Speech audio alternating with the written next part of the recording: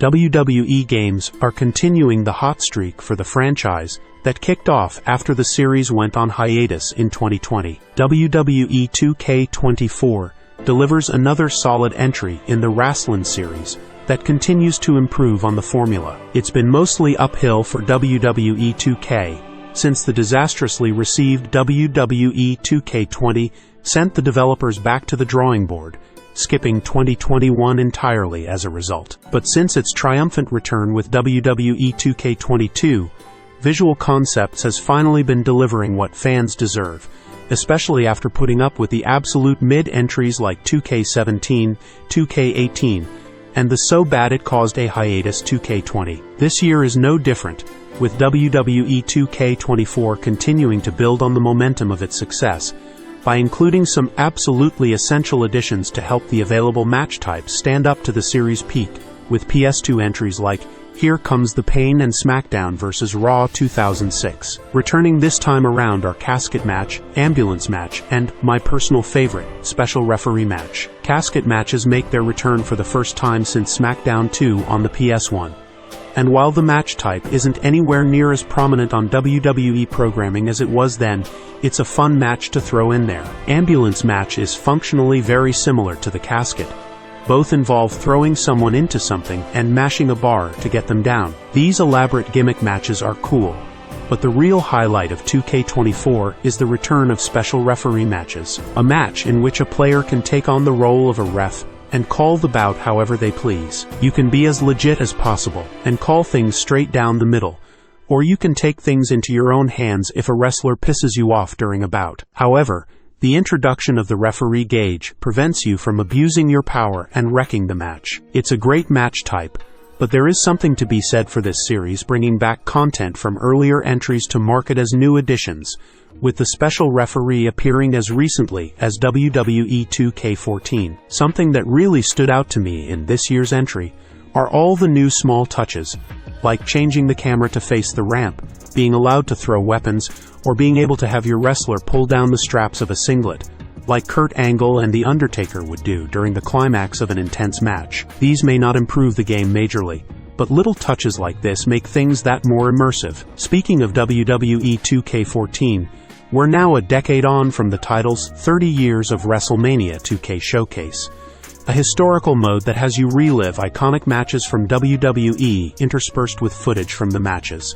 And WWE 2K24's marquee mode is celebrating having another 10 years under its belt with a 40 Years of WrestleMania edition. And truth be told, this mode felt like a bit of a missed opportunity in places, especially compared to last year's John Cena Losses Showcase, which was the best version of Showcase since the Daniel Bryan edition in 2K19. 2K14's edition had at least one match from every single WrestleMania up until that point over the course of 47 matches. By comparison, 2K24 has 21 matches total, which can be seen as a downgrade. Now to 2K24's credit, these are far more elaborate than the ones found in the original, but a handful of match choices here feel like wasted potential. Some of the most iconic matches in WrestleMania history are included, of course, like Hogan, Andre, Shawn, Razor, and Austin Hart, but then there are the more questionable choices.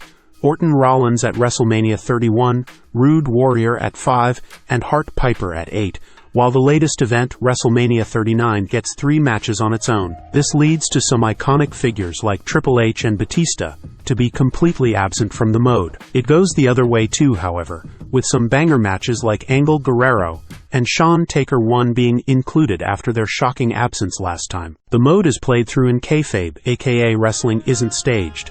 You're playing as a character within the storyline too, meaning that you can't book rivalries or choose who wins each match, which can in turn derail any storyline plans. The mode also places each wrestler into classes, which affects how matches are rated, putting 2 heel bruisers against each other, something that happens on WWE programming often, will bring in a low rating, for example, which still feels severely limiting 3 games in. This is especially frustrating for the women's roster, where there's an abundance of cruisers but a severe lack of giants, making it hard to follow the tutorial's recommendation to pair the 2 opposing classes together for a good rating. Sadly, the mode is still only available for local play, despite online GM mode feeling like an easy slam dunk for the multiplayer suite. Actually, this entire mode feels like it could have been an easy win, after it was brought back from the PS2 era, in WWE 2K24. But the class system lets it down by limiting player freedom. It's still well worth your time to play the mode though, for budding GMs, but some tweaks to the formula could really push it to greatness. WWE 2K is continuing to build itself up to be the premier wrestling game, but keeps driving into the same potholes with some of the modes. 2K showcases over-reliance on archive footage, and GM modes limitations continue to be my biggest bugbear with the series. That being said, you can feel that the devs really care about making a great game, something that didn't feel like the case during the 2K15-2K20 era, where things were extremely bland and iterative. I finally feel comfortable enough to say WWE games are good again.